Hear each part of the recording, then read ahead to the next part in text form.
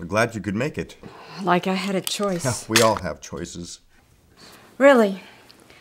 Well, this is your show, Doctor, so let's get it on the road. Okay, well, I'd like to ask you the same questions I asked your husband last week. Is that okay? Like I said, it's your show, so let's get it over with.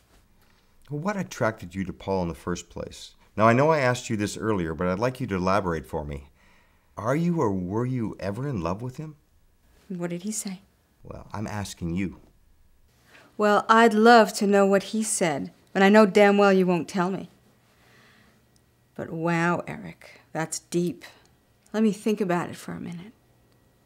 Take your time. Well, yeah.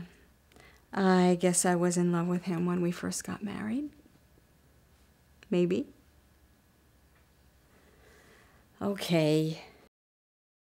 As for now, you gotta be kidding, right? Or have you forgotten who wants out of this marriage? Of course I haven't forgotten. But please continue to tell me what attracted you to Paul in the first place. Okay, well, I liked that he knew what he wanted, and it was obvious that he wanted me, big time. And he was not afraid to go after what he wanted. He was very confident in the beginning. He was fun. He made me laugh. Oh, and he had style with a capital S. Like I remember our first date. He took me to this really upscale restaurant where the waiters run around kissing your ass because it costs so damn much to eat there. Well, he didn't actually take me there. I met him there. I took a cab. I wanted to keep him at arm's length. He knew where I lived, but...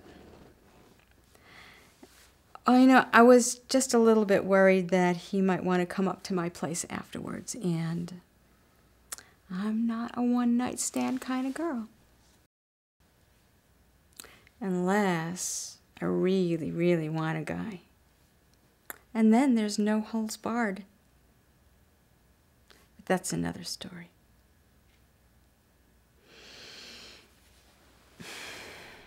Let's see.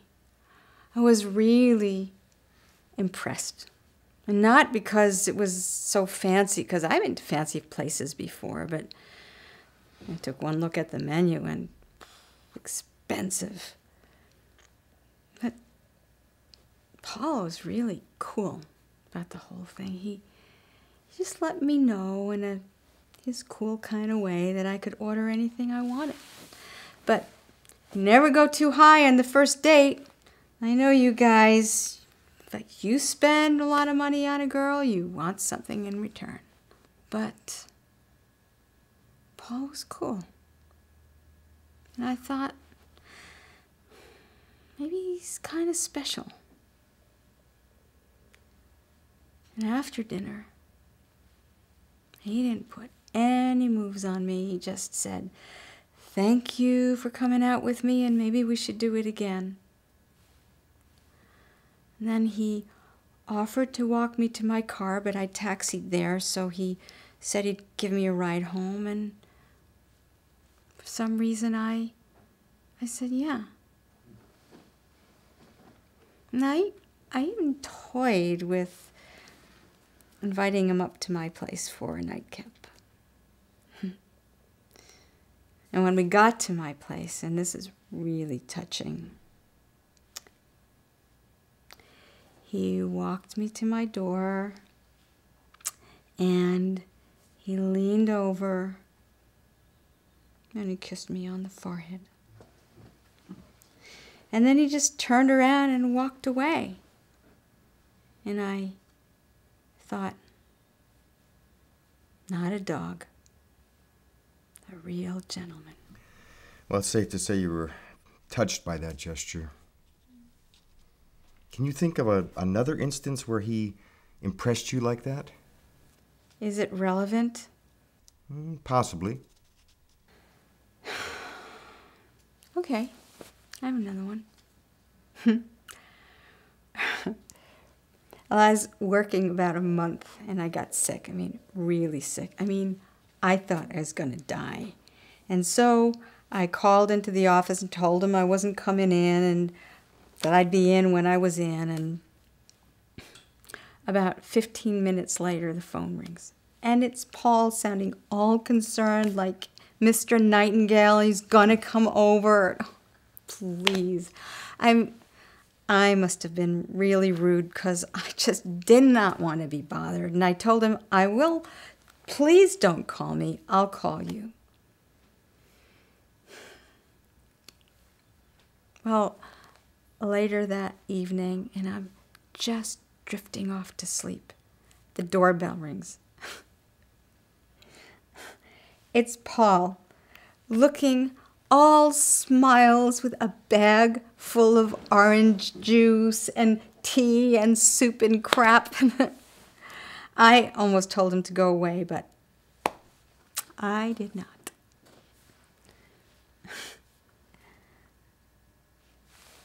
Maybe I was feeling a little sorry for myself. Maybe I was a little lonely. Maybe I was touched because nobody went out of their way like that for me before.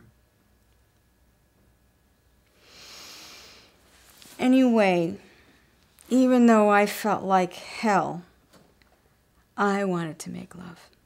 And I did. And 2 days later, I felt great. And he was sick as a dog. That is a pretty touching story. Corny, but what you gonna do? Is there one thing that stands out as being the most compelling thing about Paul for you?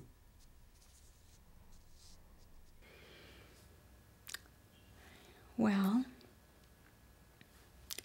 he accepted me for who I am. He didn't see me as some fantasy girl, like that was Derek's problem and my father's. And I'm not going to go there about my father, so don't even ask. But Derek thought I was a party girl, and that was far from the case. And he thought I liked to play it rough, and that just wasn't true.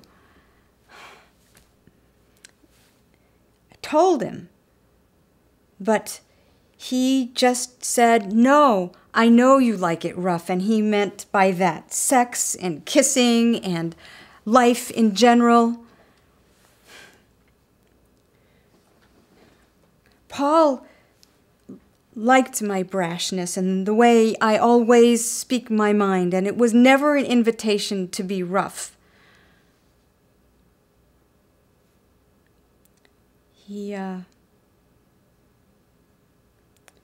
He just took me for who I was, and that was attractive. You're speaking in the past tense. Because it was in the past, and it was in the past, and that's not the way it was anymore. He just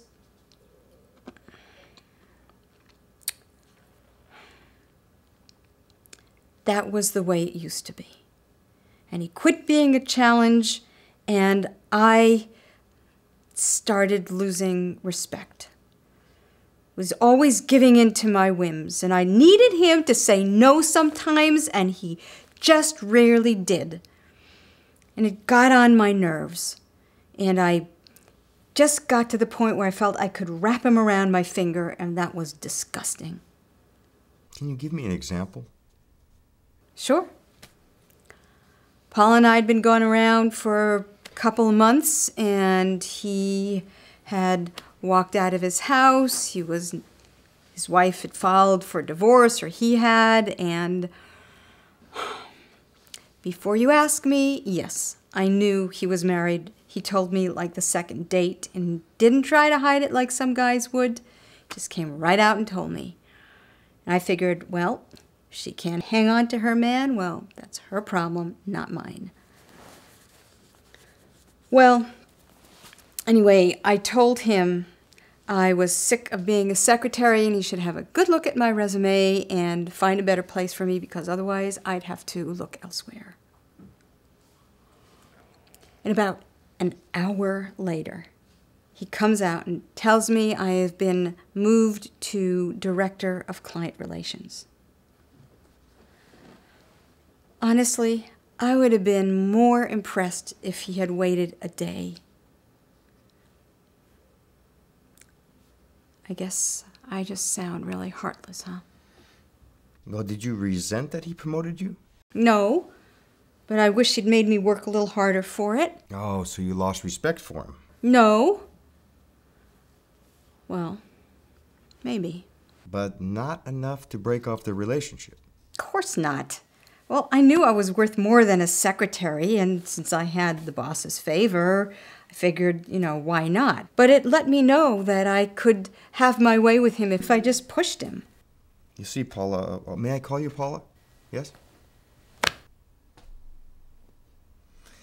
The reason I'm asking these questions is because I want to get a sense of when and where things got bad for you two. Whims turn me off, and when they do, I look elsewhere.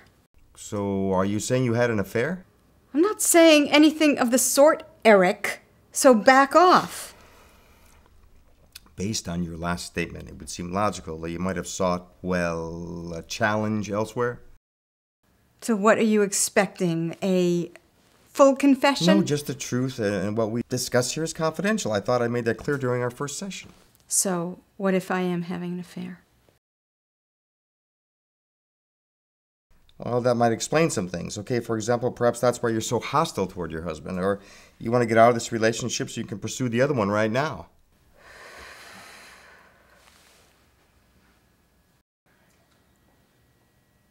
Can I plead the fifth?